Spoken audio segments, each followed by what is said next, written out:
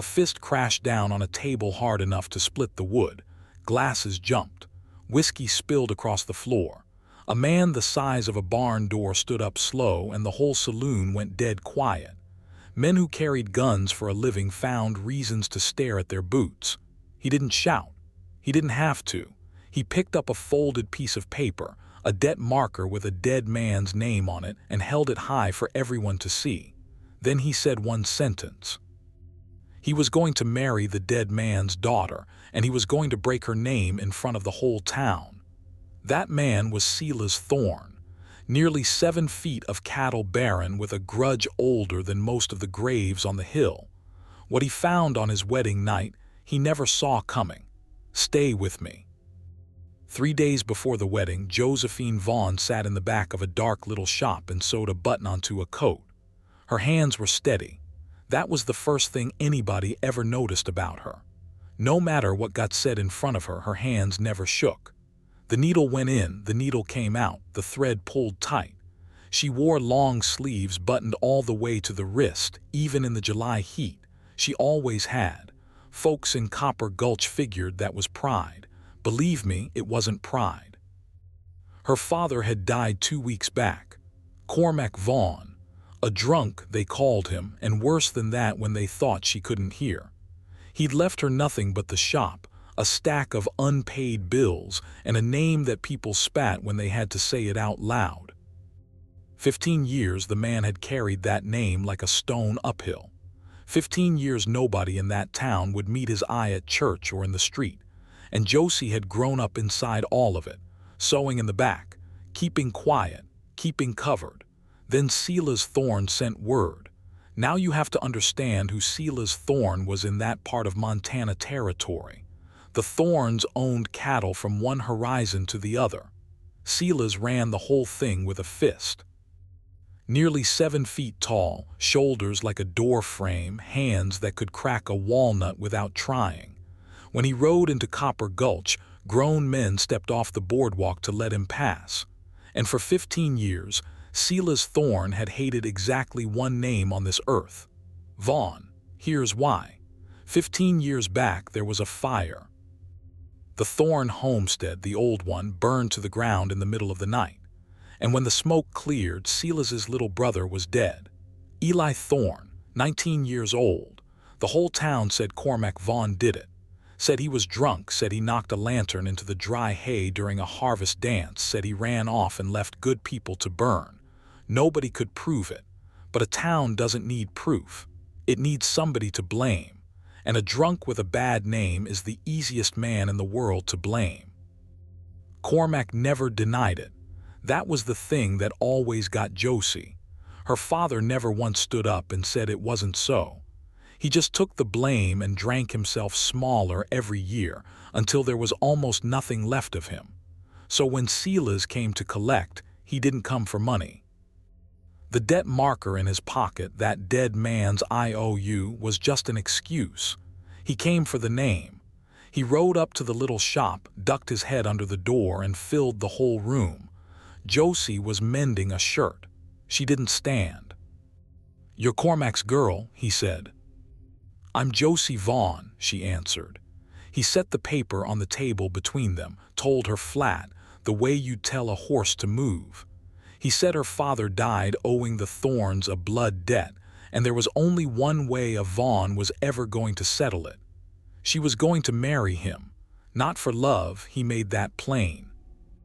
He was going to marry her in the church on Sunday with the whole town watching, and then he was going to spend the rest of her life reminding everyone in Copper Gulch what happened to people who crossed the Thornes. Most women would have wept. Some would have run. Josie just looked up at this mountain of a man and said one word. When? That threw him.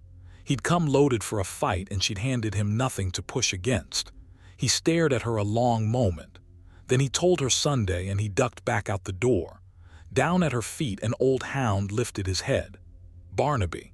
Gray around the muzzle, half blind, one ear chewed to a nub. That dog had been with Josie since she was a girl, and he went everywhere she went, slow and stubborn and loyal. He watched the big man leave, and he growled low. the way old dogs do when they remember something the rest of us have forgotten. Josie put her hand on his head. "Easy," she told him, "easy now." She didn't cry. She went back to her sewing. The needle went in, the needle came out.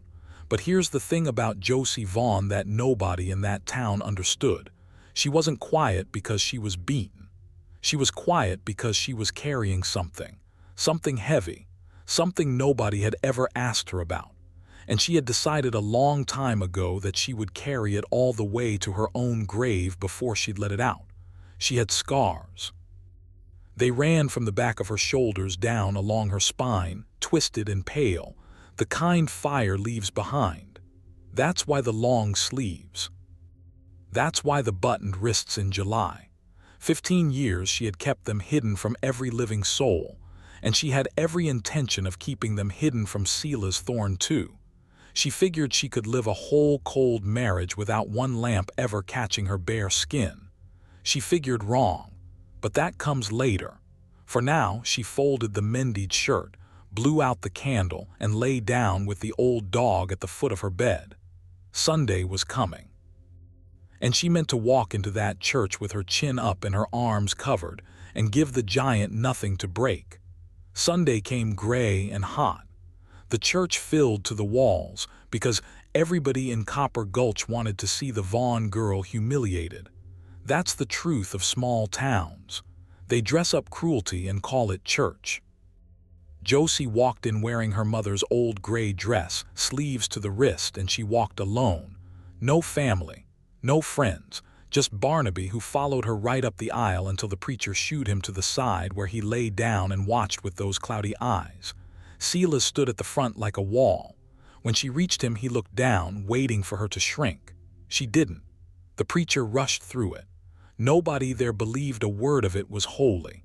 And when it came time, Sela's didn't kiss her.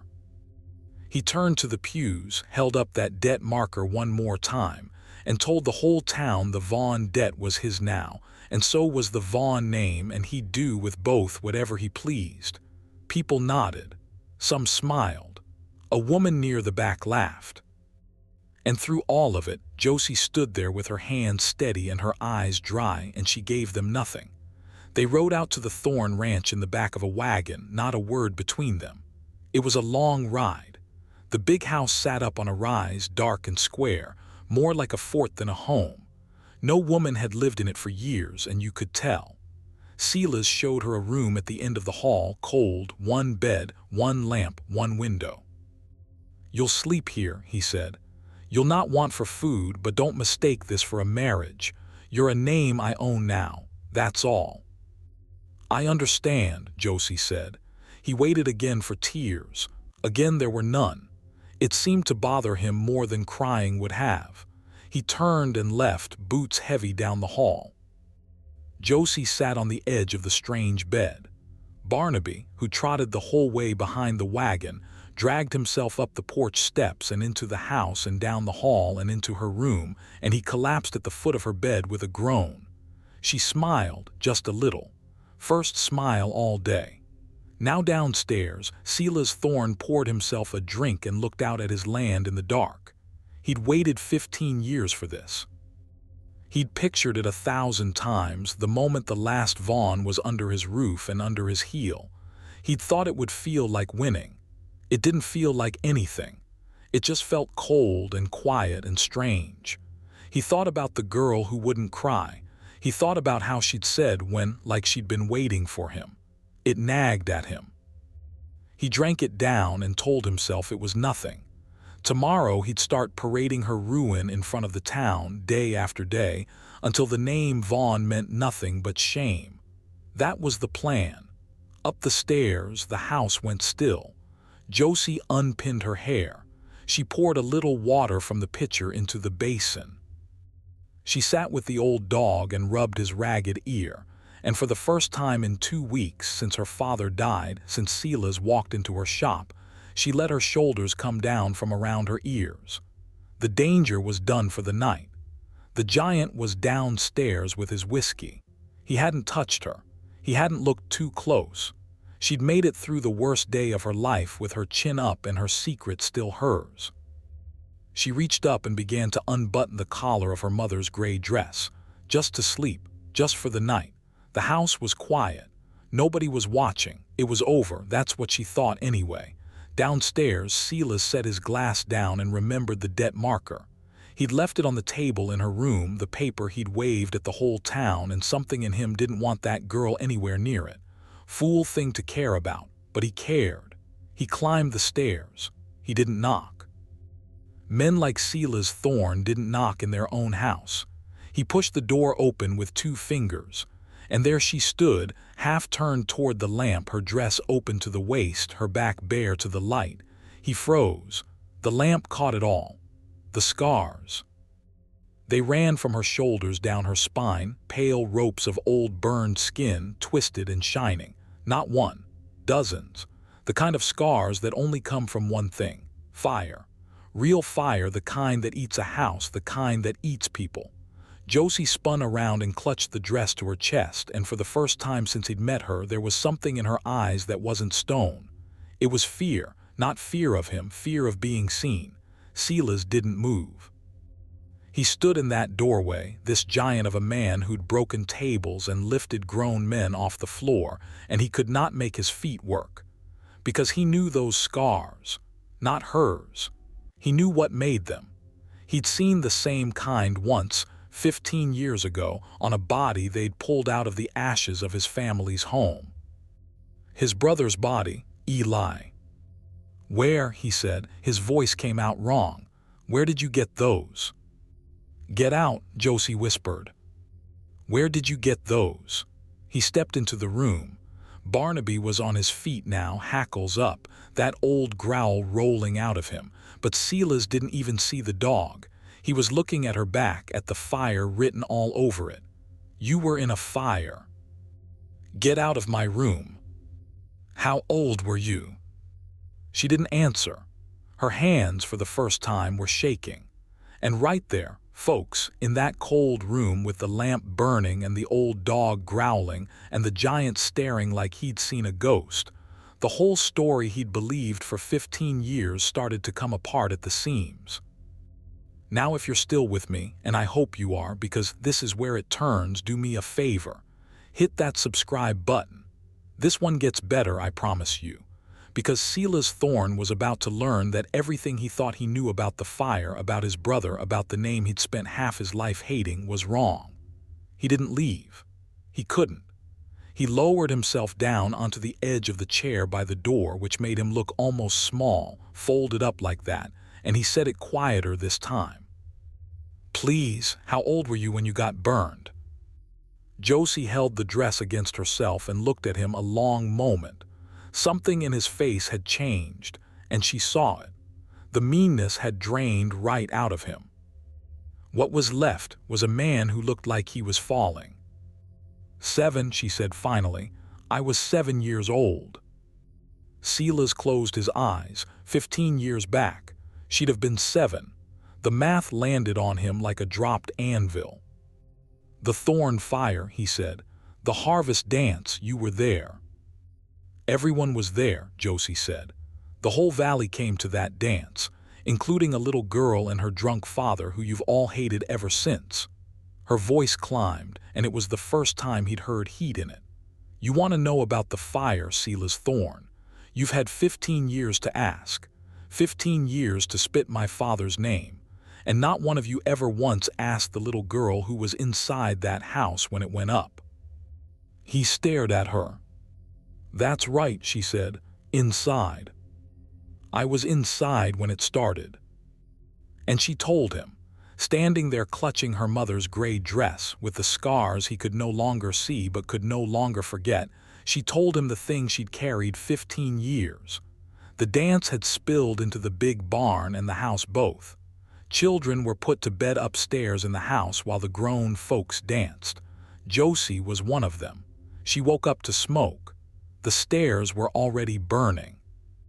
She was 7, and she was trapped up there in the dark with the fire climbing toward her, and she screamed, and nobody could hear her over the music and the roar.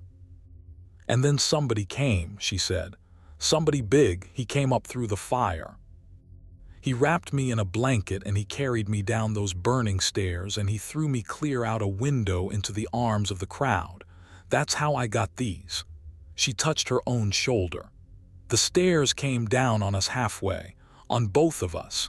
He never let go of me. He shielded me with his own back the whole way down. Silas could barely speak. Who? A young man, Josie said. 19, maybe 20, tall. He had a scar on his chin and he was laughing even while he ran, telling me to hold on, telling me it was going to be all right. Her eyes filled finally after all those dry years. He got me out, and then he heard there were 2 more children still up there and he went back in. And he never came out again. The room was dead silent. Eli, Silas said. It wasn't a question. His brother had a scar on his chin. His brother laughed at everything, even danger. His brother had died, they always said, going back for the children. 2 little ones the town buried without ever knowing their names. I never knew his name, Josie whispered. Not until years later. Not until I heard your family had lost a boy in that fire. A boy who died going back for children. And I knew it was him. The one who carried me out. Silas Thorne put his face in his enormous hands. But that's not even the part that matters, Josie said, and her voice broke all the way open now. You want to know why my father never denied it? Why he let this whole town call him a murderer for 15 years? Why he drank himself into the ground? Silas looked up. Because my father was the one who dragged Eli's body out of the ashes, she said. After, when it was over and everyone was just standing there. My father ran back into that heat and he pulled your brother out because he couldn't stand to leave the boy who saved his daughter to burn to nothing. And when he came out carrying him, black with soot, everyone saw Vaughn standing over a dead Thorne, and they decided, right there, that he'd done it. No, Silas said. He didn't set that fire, Josie said. A lantern in the barn tipped in the wind. It was an accident, plain and cruel. But this town needed a devil, and my father was standing there holding the proof of his own broken heart, and they made him the devil. And he let them. Tears ran down her face freely now. He let them because he said a man who couldn't save the boy that saved his little girl didn't deserve to be forgiven anyway. That's what the drink was, Silas. That wasn't guilt for a fire. That was grief for your brother. My father loved Eli Thorne like his own son, for what he did for me, and he never once told a soul because who'd have believed a Vaughn? Silas Thorne, 7 feet of him, sat in that little chair and wept. Great silent shaking sobs, the kind a big man holds back for a lifetime and then can't anymore. 15 years of hate had a bottom and he'd just fallen straight through it. Josie watched him, and slowly the fear went out of her because you cannot be afraid of a man crying over your father's kindness. She reached down and quieted the old dog. Barnaby stopped growling. Barnaby, she said softly, had been a pup that night, a stray at the dance. And Eli, in the minute before he went back into the fire, had handed the frightened little dog to the little burned girl to hold, to keep her calm. Barnaby had been Eli's dog. That's why the old hound had growled at Silas from the first, not out of hate, out of memory, because Silas smelled like Eli, same blood, same family. The dog had remembered the boy for 15 years, same as Josie had. Silas reached out one huge trembling hand, and old Barnaby, who'd growled at every thorn he ever met, walked over and pressed his gray muzzle into that giant palm. And the big man broke all over again. Then Silas Thorne did something that shocked the whole territory. He got up off that chair, and he got down on his knees on the floor, so his eyes were level with hers, this giant kneeling before the woman he'd married to break, and he asked her to forgive him, not for the wedding. For 15 years of hating a name that had done nothing but save his brother's memory and carry his brother's body home. I came here to ruin you, he said. I stood up in that church and God forgive me. He couldn't finish it. "You didn't know," Josie said. "That's no excuse. I never asked." "You said it yourself. 15 years and I never once asked." "No," she agreed, "you didn't." "Then let me ask now." He looked up at her. "Everything, all of it. I want to know the girl my brother died for. I've got the rest of my life and I'll spend every day of it asking." And that was the wedding night of Silas Thorne and Josephine Vaughn, not what either of them expected. She sat down on the edge of the bed and he stayed there on the floor, too big for the chair anyway, and she told him about Eli, what he'd said on the stairs, how he'd laughed, the color of the blanket he'd wrapped her in. Every scrap of that dead boy she'd hoarded for 15 years, she gave to the brother who'd lost him, and Silas took each one like water in a drought. They talked till the lamp burned low. He told her about Eli too, the trouble he got into, the girl he'd been sweet on, the way their mother never got over losing him, two people who'd both loved the same dead boy from two different sides of a lie, finally putting the whole picture together. And somewhere in that long night, the marriage that started as a weapon quietly turned into something else. Not all at once, but it turned. Now don't think the town of Copper Gulch made it easy. They didn't. That's not how towns work. Word got around fast that Silas Thorne had gone soft on the Vaughn girl. His own Aunt Ada, the iron spine of the Thorne family, rode out to the ranch within the week. She was a hard old woman who'd nursed the family's grief like a fire she wanted kept burning. She stood in the big front room and demanded Silas do what he'd promised. Turn the Vaughn girl out. Break the name. Finish it. "We buried Eli because of her people," Ada said. "We buried Eli because he was a hero," Silas said.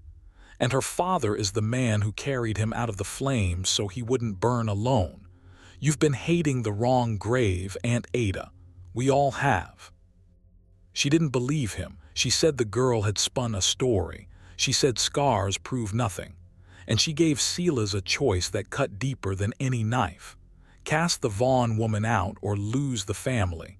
The Thornes, all of them, the whole clan, would turn their backs on him. He'd keep his cattle and lose his blood. The room went quiet. It came down to this. On one side, everything Silas had ever been, the family, the name, the 15 years of shared grief.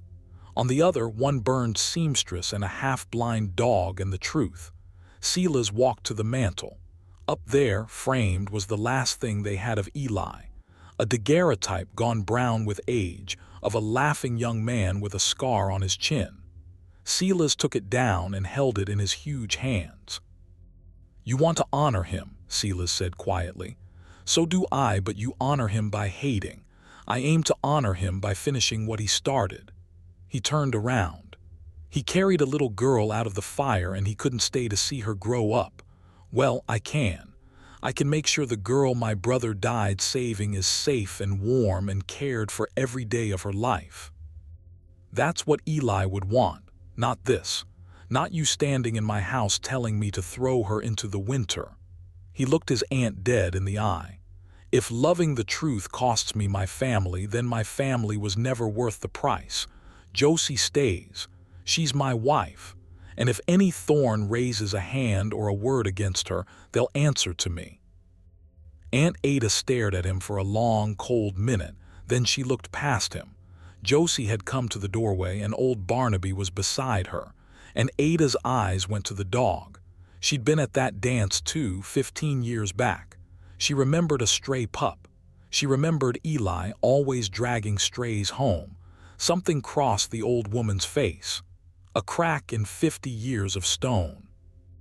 "That dog," Ada said slowly. "Was Eli's," Josie said. "He gave him to me to hold. The last thing he ever did before he went back in." Aunt Ada crossed the room. She knelt down, this proud, hard woman, in front of a half-blind hound, and she looked into those cloudy old eyes, and whatever she saw there finished what Silas's words had started. She began to cry. The fire she'd kept burning 15 years finally went out. He always did bring home strays, she whispered. That was the turning of the whole town, though it took longer than one night. Silas didn't hide it. He rode into Copper Gulch, and he stood up in that same saloon where he'd waved the debt marker, and he told the truth about the fire to every soul who'd listen. Some didn't want to hear it.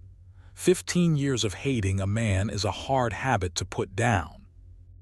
But Aunt Ada backed him, and when the Iron of the Thorn family said the Vaughns were wronged, the town had to swallow it. He had a stone cut for Cormac Vaughn, a real one, good marble, set right up on the hill near Eli's. And on it he didn't put drunk or any of the words this town had used. He had them carved. He carried them both home, because Cormac had carried Eli out of the fire, and he'd carried the truth alone for 15 years so his daughter wouldn't have to. 2 burdens, both home now.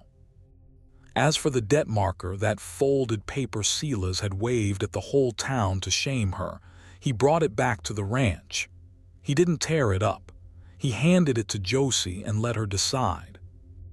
And Josie walked to the fireplace and dropped it in and watched it burn. Fire had taken so much from her. It felt right, she said, to let it take one last thing, the lie, the debt, the whole cold beginning of it. They stood there together and watched the paper curl to ash. And here's the thing about that ending you should sit with. It began with fire, that whole story. A fire that killed a good young man and burned a little girl and set a lie loose that poisoned 2 families for 15 years. And it ended with fire too. A small one in a warm hearth in a home, burning up the last of the lie while a giant and a seamstress stood shoulder to shoulder and let it go. Silas Thorne never did break the Vaughn name. In the end, he did the opposite. He married it to his own. The scars on Josie's back stopped being a thing she hid. They became the map of the night his brother was a hero, and she stopped wearing sleeves to the wrist, because she'd found the one man on earth who looked at those scars and saw his brother's love, not her father's shame. The old dog, Barnaby, lived 2 more winters at the foot of their bed, warm and fed, the last living thing that remembered Eli Thorne's laugh. And when he finally passed, they buried him up on the hill too, between the 2 men who'd carried people out of the fire. It seemed right. He'd been carried out of it himself once by a girl with a blanket, on the worst and best night any of them ever lived through. Silas would tell that story sometimes in his old age to anyone who'd sit with him, and he'd always end it the same way. He'd say he went looking for a name to break, and instead he found the woman his brother had died to save, standing in his house the whole time, keeping his brother's memory alive better than the whole Thorne family had managed in 15 years of hating.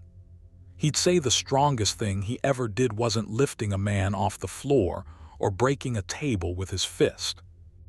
It was getting down on his knees, that first night, in front of a burned seamstress and a growling old dog, and choosing the truth over the grudge.